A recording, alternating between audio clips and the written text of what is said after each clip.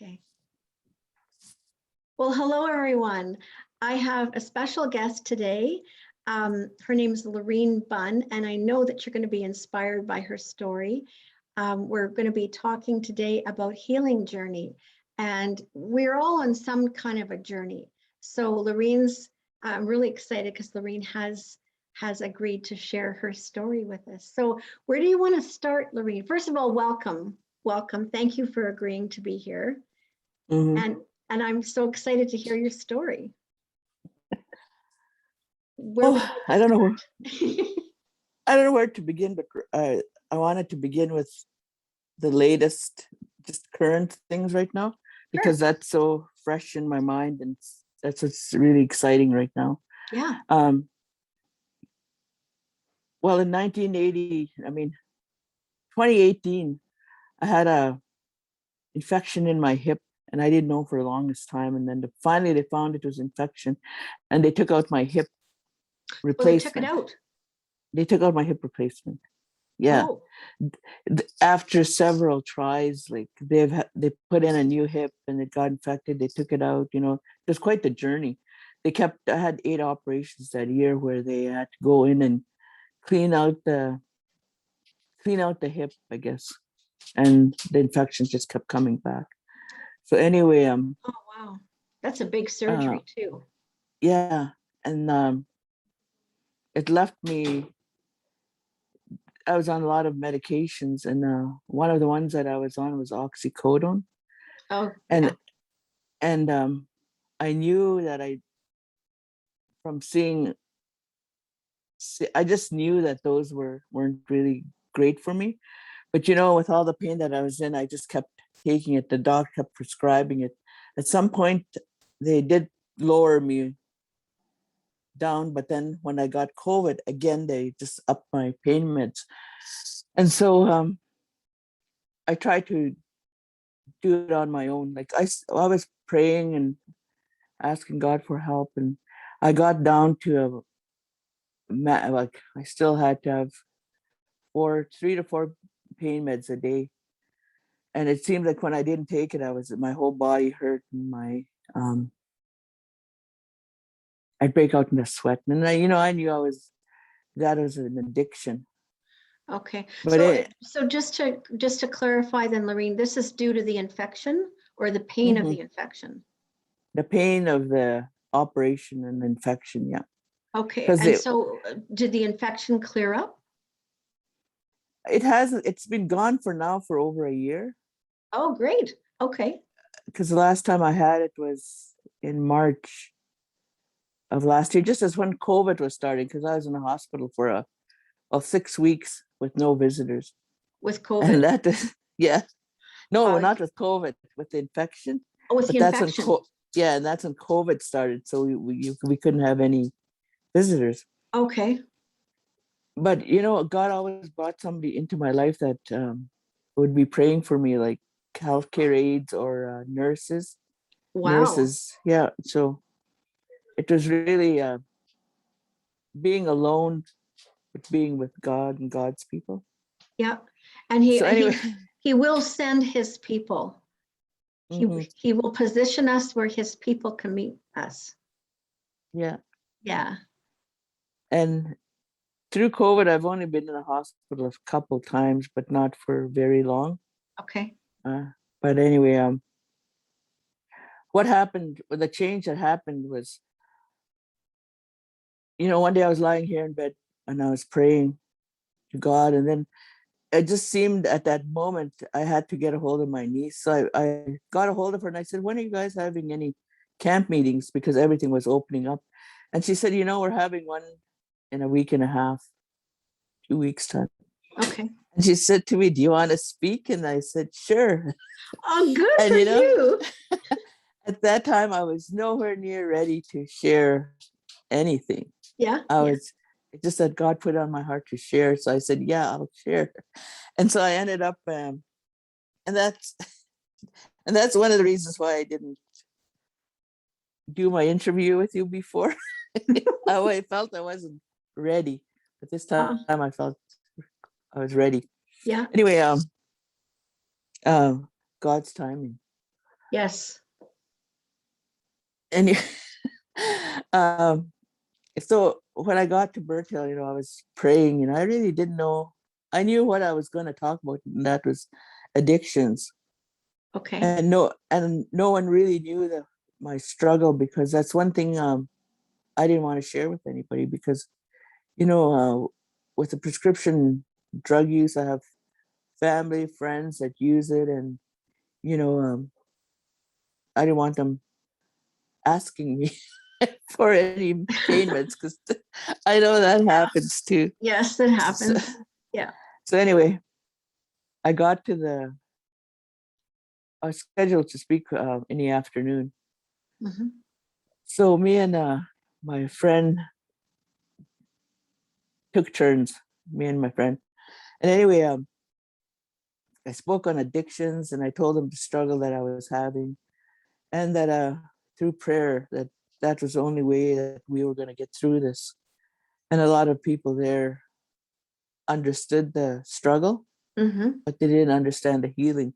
At that time, I was still in my struggle and still praying for answers. But the first night of the meeting, there was a couple there, and they had it was a good meeting, that I should say. It's just really touching, and they prayed for me. But it wasn't until the second night this pastor came. He was from Regina, and he did a testimony of how he got hurt, and the doctors told him he wasn't going to walk for about a year. But Oh, that was only 2 or 3 weeks before, and he was healed.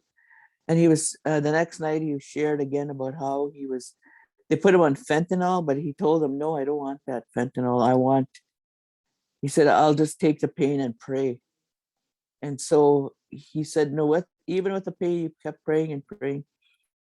So that night I went up for prayer, and I asked him I said, I need prayer. I said, I need to get off these oxycodone medications. And I'd taken 2 that morning, and I wasn't scheduled for another one till bedtime. So anyway, I went up for prayer, and I just felt so touched. And he was saying, I feel the heavy chains falling off you. And okay. after I came home and I prayed, and I just set my medications aside. And Just in I never, faith. yeah, and never, Yeah. I like, even they got them delivered to my house and everything. I never took them. And I didn't have the withdrawal. And every time I feel like, and I didn't have the pain. Pain wasn't in Wow. my hip. Wow. Oh There my was no pain in gosh. my hip. Um, and it was amazing. Like, I just had a clear mind, and it just seemed like I was just so in love with the Lord. You So, know, so Lorraine, you have no pain and your hip is healed and you're not on the Oxycontin anymore. yeah. Well, I still need a new hip. Oh, you need another hip? Really? Yeah, there's no hip there. It's called a spacer, but there's no hip there. Oh, But okay. they prophesied over me that I'd be walking, and I take that, and I'm gonna take that, and I'm gonna walk. You know, You will he said walk. he said you're set here to take the gospel to the world. How are you going to do that if you're not walking? And I said, that was prophesied over me years ago, that I would be preaching the gospel. But the last few years, it just seems like I haven't been doing anything. Well, You you've been know, healing. You've been on a journey of the yeah, healing process. yeah, You know, the journeys aren't easy. That's where we learn a lot though, right? yeah. Hmm. Wow. And it's yeah, I haven't taken anything, and I'm just constantly in the word now. But because before, I would read a verse and think about it. I would listen to praise and worship, and It was hard to but read. yeah, and just not going deep into what I needed to do. Okay. How long ago did this happen, Lorene? uh it's been over the sun tomorrow, it'll be 3 weeks. Wow, good for you. That's really exciting. So you'll be noticing a lot of clarity and a lot of difference. Are you sleeping Yeah, better? yeah, I am. You're Yeah, sleeping better too. Okay. yeah. And I went to see my doctor on Wednesday, I believe it was. Okay. And I showed him the meds and I told him, you know, I'm off these medications. And he was really surprised. And he said, Yeah. but you're still in pain? He told me. I said, no, I'm not. I said, I went to Wow. church. I said, and I got prayed for. And he asked me what kind of church I went to. And I said, well, I didn't even non what how do you say that again? Non-denominational? Yeah. And I said, we believe in Jesus Christ, I told him. And we believe in the healing power of Jesus Christ. And that's what happened. He still couldn't understand it, but he had to accept it because I had all the medications there. And so he So you still, gave them back? yeah, well, I took it to the pharmacy. He told me to take it to the pharmacy. So then I went to the pharmacy again and I said, I want to speak to one of the pharmacists. Okay. And that's when I spoke to the pharmacist and he was surprised. He was speechless. And I told him I'm off these meds. And again, I'm standing in the store explaining to them about prayer and how prayer got me off these pills. Oh And my he said, gosh. he said, you didn't have any help. And I said, what kind of help are you talking about? And I said, I had prayer and I had the Lord to help me. Yeah. And they said, usually people don't get off uh, those No, meds no. without any intervention. And then Oh the my next day, gosh. the next day I made well, okay, that was Tuesday. So Wednesday I went back to the my home reserve in Burkdale, Okay. not for anything, but to pick up my cousin. And they had a meeting or something was going on at the health office, and they invited me over there. So I went over there and I met with a health nurse. Well, she actually came to see me outside, and so I explained to her what happened, and she didn't ask me. I just told her, I was on oxycodone and now I'm off it. And she said a lot of people here go to that Suboxone program where they get a needle or a pill every day to Yeah. stay off prescription drugs, Yeah. Tylenol 3, whatever. And she said, you didn't go through that? I said, no, I did think of it once because I know people were going through that. But I just felt it wasn't for me. And so I said, remember they had a camp meeting out here a couple of weeks ago. I told her I went up for prayer and I got delivered from my meds. And so she was surprised. And then I told health, the foot care nurse, I don't know if she has it. So I told her too. I told everybody that Oh anybody that yeah. would listen when I was out there, Yeah. because that is a big struggle out there. Well, Anywhere. and you because you've experienced this journey, then you have the authority to pray for other people too now. Hmm. Yeah. Yeah. And I'm hoping they'll have a meeting out there soon that I can go to and help others. Like I have a lot of people that I used to work with and family that are on my Facebook that I'm constantly sharing with. And I finally shared it when I returned all the meds on my Facebook because I didn't want them here and people knowing that I was on them, because people are already asking, well, what'd you do with your meds? There's a lot. I know a lot of people that are Yeah. still into Yeah. addictions. Yeah. Yeah. Yeah. It was Yeah. good to take them back to the pharmacy. That's amazing. That's Be- really be- amazing. Did your doctor give you any indication about your new hip though, when you can get that done, or that's with different doctor? that's yeah, and I need a miracle with that too, because I had a meeting with my doctor in Winnipeg, like like a Zoom meeting, I guess it was called. I don't know if it was through the phone.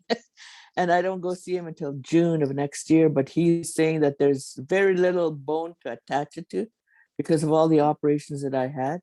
Yeah. So I'm praying for a miracle that something happens that they can put another one in. But I won't go back for a year. So we need you need a creative miracle to regrow the hip completely, and then you won't need Hmm. surgery at all. Yeah. Yeah. And Well, that'll be God can do all things, right? yeah. Yeah. And you know, when I was sick and laying here about my meds, God reminded me that He did deliver me from medications in 2000 when I first became, even before I became, I gave my life to the Lord. I went to a camp meeting in Quebec, and Oh, okay. that's where I was on a lot more medications. Like I was on medications for depression and sleeping and pain meds. And you know, after I left there,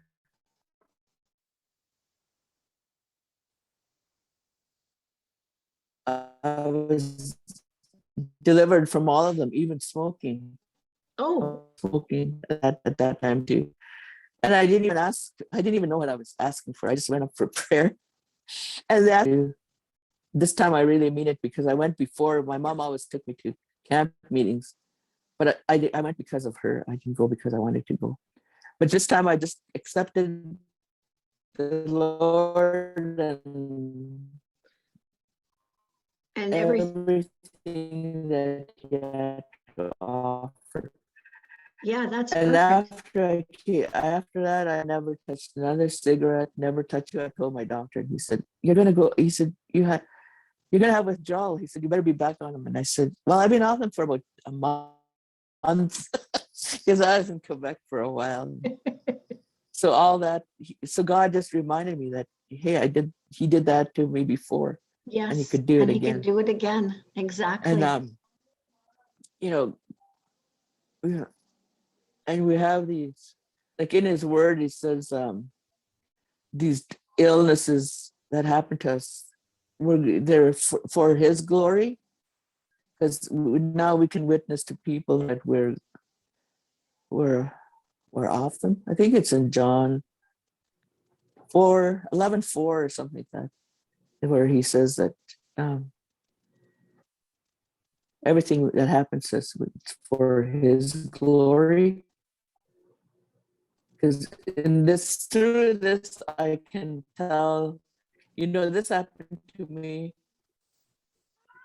but now God has delivered me from that. And, you know, I give Him all the praise for what happened to me.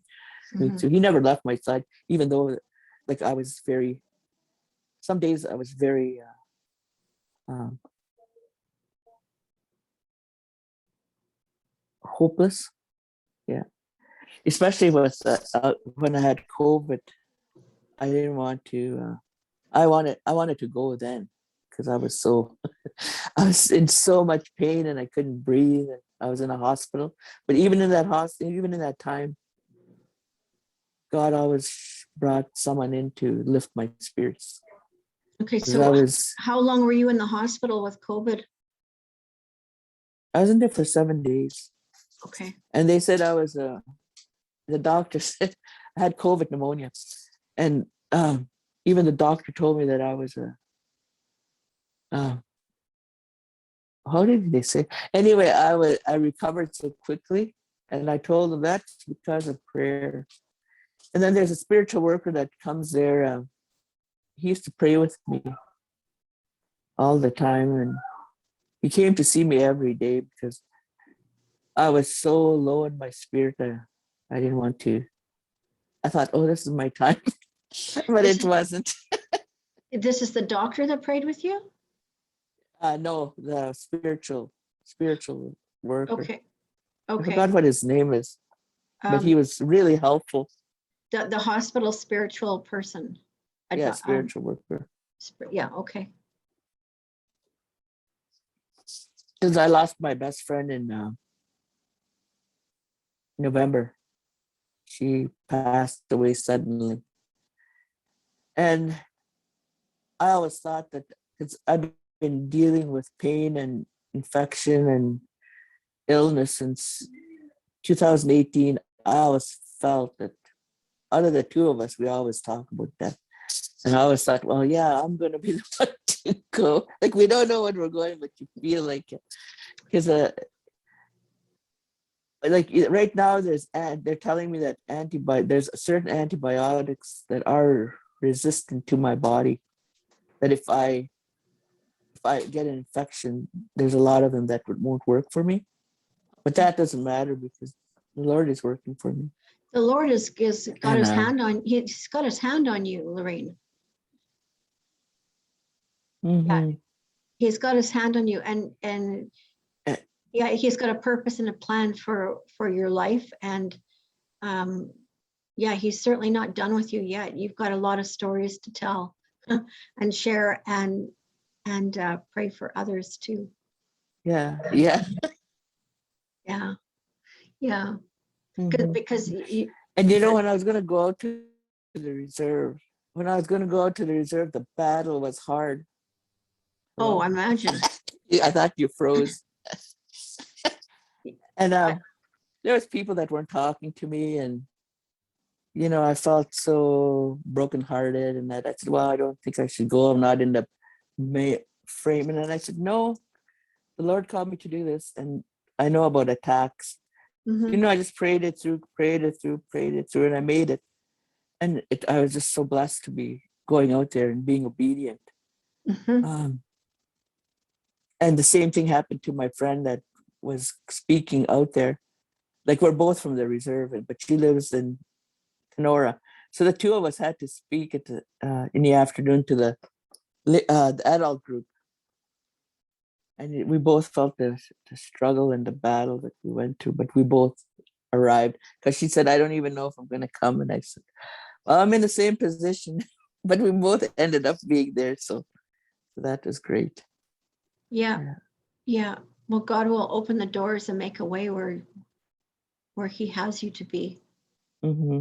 Yeah. And you know, we call ourselves believers in Christ, and we have to start acting like believers.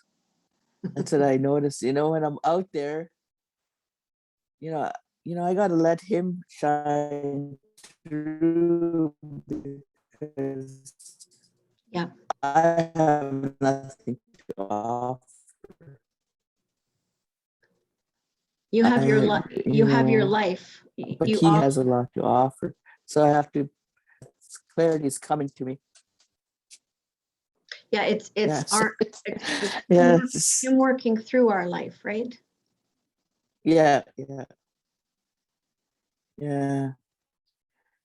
And you know, even on my being on medication, sometimes I'd be grouchy to the people that I live with because I don't live alone. I live with my daughter and three grandchildren. And with the withdrawal before when I tried was just wasn't And then I didn't know I didn't really surround myself with too many people to pray for me. But now I'm establishing that, and I know it. And I wasn't going to church regularly, and well, not at all, because being in a wheelchair, you know, I had to get people to take me here and there, here and there. I just couldn't do that. But now I'm at home. I'm starting to use my walker a lot more. And when I went to Bird Oh, Hill okay. the weekend, I didn't take a wheelchair. I used a walker the whole time. And they prayed over me and they said, "You're going to get rid of that walker." And later on, I told the pastor, "Well, I just got it." Because I told him I've been in a wheelchair for 3 years or so. I even have a real fancy wheelchair that sure is on a spot, goes up and down, your electric wheelchair. They provided me with everything, but it got me really lazy and my legs are weak. So now I'm Okay. praying for strength in my legs and going to start physio. Okay. So, but Okay. yeah, But if you're using a walker, you are walking. hmm You are yeah, walking. So yeah, so it's just a one step at a time thing, and you are walking it out, yeah. and you will get stronger. Mhm. And I started driving. Oh, Larry, I'm that's out. kind of scary. It would have been it would have been if I was still on my meds. Oh my gosh, yeah. One day I just got into the car and I said to my granddaughter, "I'm moving this car in the back." You know, we have a garage back there. I said, "I'm moving this vehicle in the back." So I backed out And I just felt, why not? And I just started driving. I went to my sister's. I went there, and now I'm really good. I can drive to my out of town, and Okay. it's really amazing. I listen to praise and worship, and like I just feel the peace of God when I'm driving. And That's the only freedom. time. And Yeah, freedom too, likely, eh? yeah, Yeah. yeah. Wow. You know, God is so good. And my wipers quit on me, and we had that rainfall warning, and I was out in Reston with my other granddaughter. So I had to come home, and I was saying, "Oh Lord, how can I make it home without these wipers?" So I'd be coming home, and I see the rain coming, and I'd be praying. And by the time I get there, you know, I said, "Let it rain everywhere else, but not on my windshield." And I made it all the way back to Brandon Oh, did you? with just a few drops. I'd see the rain coming, and when I got there, it wasn't there. And that Yeah. happened about 3 times. So, you know, even like I'm learning that God answers even our littlest prayers. Yes. But like you said, to you know, we say we're believers in Christ, so we need to walk in it Yeah, and follow him and do it. Just do yeah, it, live it, and make it real. Yeah. yeah. Like even little things. I was thinking, you know, sometimes I post something that's, you know, I shouldn't. Now it's coming to me. Before, you know, I didn't. Like I it's just I gotta post more encouraging stuff. Coffee things or jokes and stuff like that. But I don't know. I have a lot of That's okay, because that's still encouraging and making people laugh. So yeah. yeah, that's good. Well, was there anything else that you wanted to share today? Uh, Where did you grow up at Bird Hill? yeah, I grew up in Bertel till I was 15. And then I went to live with Joan and Tony Wade. You know Joan. Yep. She goes to Bethel, yeah. Well, when I was 15 years old, I went to live with them because I needed to finish my high school, and uh, I had paid for my room and board so that I could go and finish my high school. So that's where I first started learning about the Lord. But I wasn't totally committed. I just went because they went, I went, you know. But Mhm. I guess I was listening to what was going on, and then I didn't go back to the reserve till the 83 maybe. When had children, I had to go back um, because I left an abusive relationship. So I had to go back home for safety, and I stayed there till 2005, and then I moved back to Burton, Mhm. and now I'm in Brandon. I haven't moved home since, but a lot of people. I worked out there from 2005 to 2000. I don't know, 15. So a lot of the people out there know who I am, and knew that I was Christian. So going back home, I have people that come to me, that like children that I worked with or that are adults now. Then I worked in a high school before, and they're older adults, and Okay. so I have a lot of people I have that connection with, and some people call me their mom, and some people call me grandma that aren't my biological friends. So Yeah. I have a lot of people that I care about out there. Yeah. Yeah. Yeah. So there's you're able to mentor to them. You're like are you considered an elder then? I hope so. No one's called me an elder yet, but I said I don't know if you see me as an elder. Certainly Auntie. the ones, yeah. Auntie. Well, they call me grandma, so Kunshi, Oh, so okay. I probably am, but back home the elders are more the cultural people. Okay. So I don't know if they call me an elder. I hope so. But grandma with wisdom. Mhm. So, like, you know, even though fell into that addiction of oxycodone, I'm really happy I did, because Now God has brought me out of it, and it gives hope to the people that are out there. Well, That yeah, you can go there and you have authority and you have compassion and you have connection and you have Mhm. him in you. So you can just release his deliverance to the Yeah, rest. yeah, yeah. And that's what's exciting about it now. Like before, it was like something hanging over me. Like I was still, I wasn't fully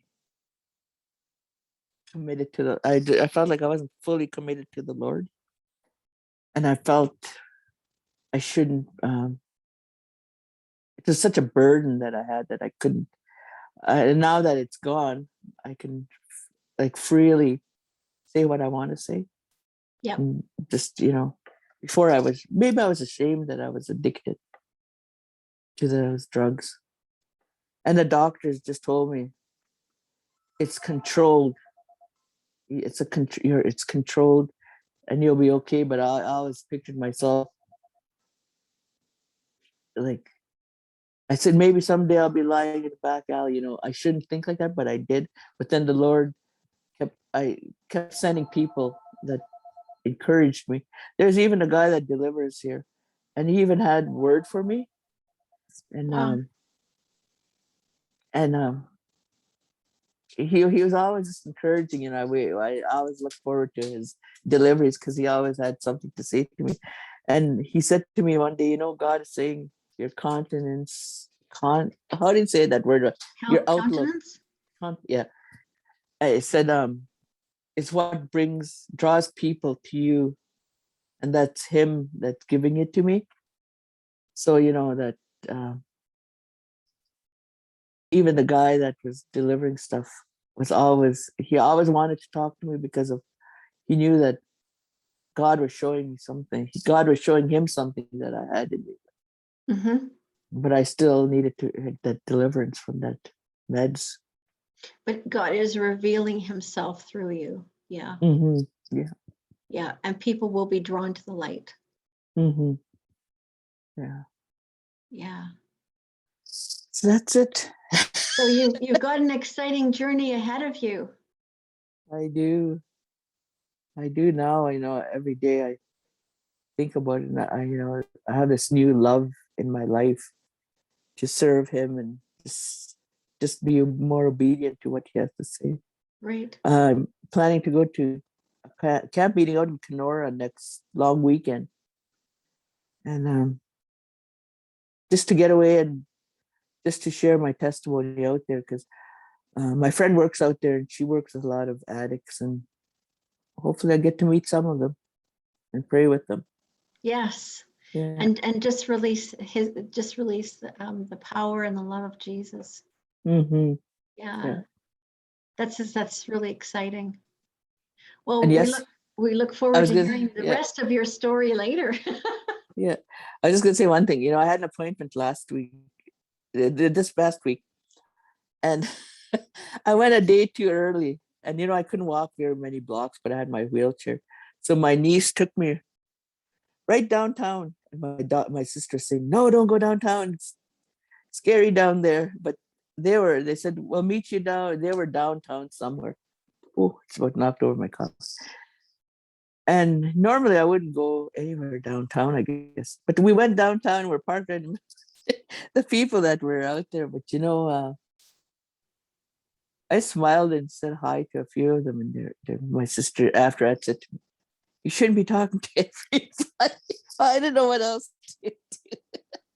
But maybe another time I'll go down there again and see the people. Well, and you have a new compassion because Hmm. you've been there and you've been set free. So Hmm. And that fear is gone. That fear of just not being able to do anything. Yeah. and now Okay. and now there's purpose. That's so exciting, Laureen. Thank you for sharing. I'm really pleased that you shared with everybody here, and yeah, we do look forward to hearing the rest of your story. Okay. So we'll We have you will. back again. Thank you very much, and you enjoy your weekend. Okay, thank you. God Bye. bless you. Bye-bye. God bless. Yeah.